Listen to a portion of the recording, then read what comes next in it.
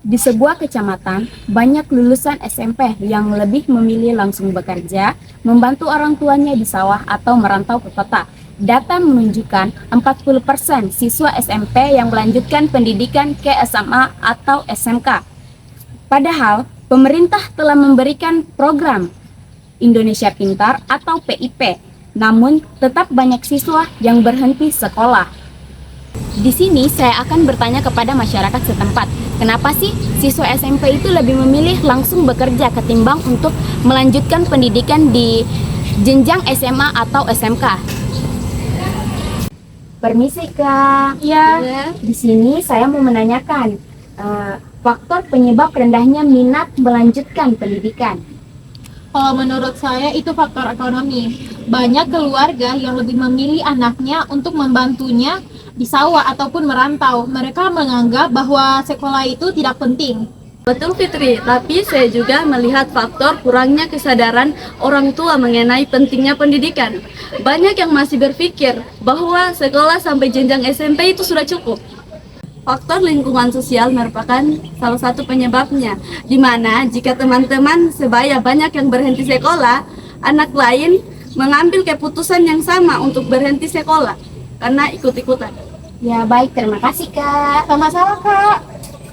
Benar, jadi penyebabnya itu karena kurangnya ekonomi, motivasi pendidikan yang kurang, dan banyak yang ikut-ikut untuk mengambil keputusan untuk tidak sekolah.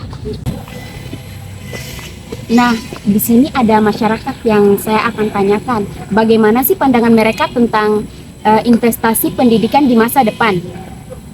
Permisi Kak. Ya Kak. Saya mau menanyakan, bagaimana sih pandangan kalian tentang investasi pendidikan di masa depan?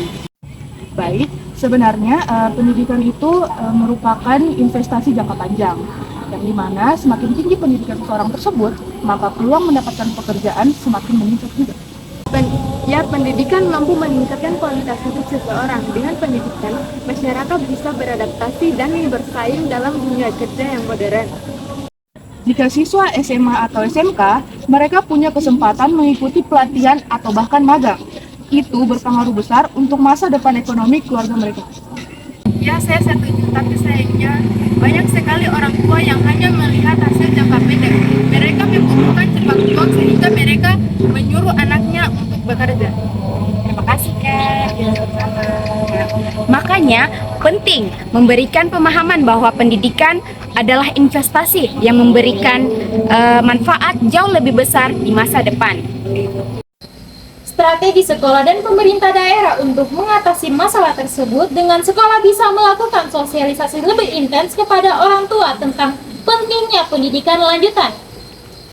Pemerintah daerah juga perlu memberikan beasiswa tambahan selain PIP, seperti biaya transportasi atau seragam. Selain itu, sekolah juga perlu menyediakan layanan konseling karir agar siswa tahu manfaat konkret jika melanjutkan sekolah.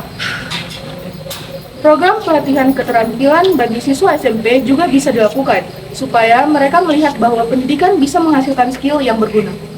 Dan pemerintah wajib memperluas kerjasama dengan dunia industri agar lulusan SMA atau SMK memiliki peluang kerja yang jelas. Itu bisa menumbuhkan motivasi siswa untuk sekolah lagi. Jadi, rendahnya minat sekolah disebabkan oleh ekonomi, kurangnya kesadaran, rendah motivasi, dan pengaruh lingkungan. Pendidikan harus dipandang sebagai investasi masa depan, dan sekolah serta pemerintah harus berkolaborasi mengatasi masalah ini. Sekian, terima kasih.